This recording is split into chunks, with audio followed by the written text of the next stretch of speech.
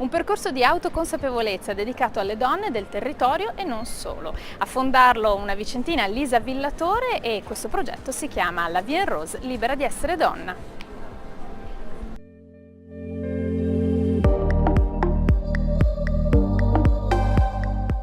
Un'arte del burlesque è un'arte femminile che in questo caso quello che ho colto io da quest'arte è stata l'apprezzarmi a 360 gradi nelle mie forme, soprattutto dopo essere diventata mamma, che mi ha portato un po' a guardarmi sotto un altro punto.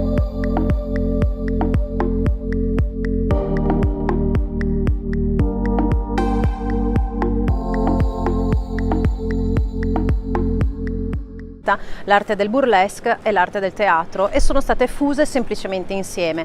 Nel mio percorso non è né burlesque né teatro, ma sono semplicemente, e ci tengo sempre a specificarlo, la fusione di queste due discipline.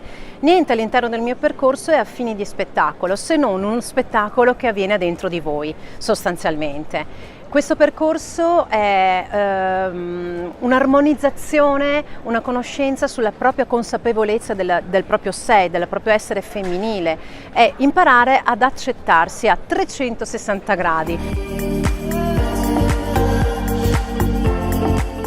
Due workshop esterni dal mio percorso, ma che lavorano sempre in collaborazione e che ringrazio tantissimo per la loro meravigliosa collaborazione, che sono Anna Volpi, la mia fotografa di fiducia, dove propongo un servizio fotografico a fine di tutto il mio percorso, e lei vi dà delle ottimi consigli di posa fotografica e vi fa un servizio fotografico dedicato a voi.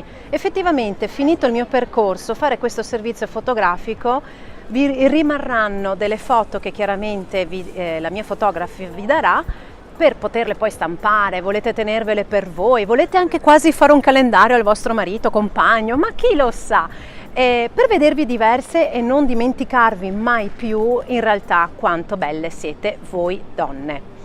Poi c'è anche il dottore Andrea De Pasquale, che anche lui ringrazio moltissimo per questa collaborazione che ormai sta durando da molti anni. Lui propone un laboratorio sull'analisi della femminilità, un'analisi in stile filosofico, che detta così sembra un parolone enorme, però posso garantirvi che questo laboratorio è un'analisi proprio più interiore, diciamo, ma molto delicata e armoniosa.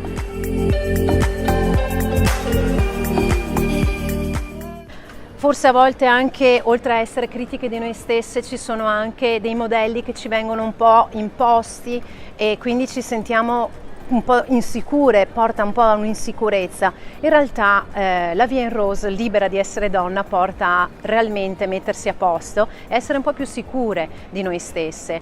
Ricordatevi anche un'ultima cosa: sorridete perché l'arte della seduzione è anche un bel sorriso. Se voi piacete, piacete a tutti.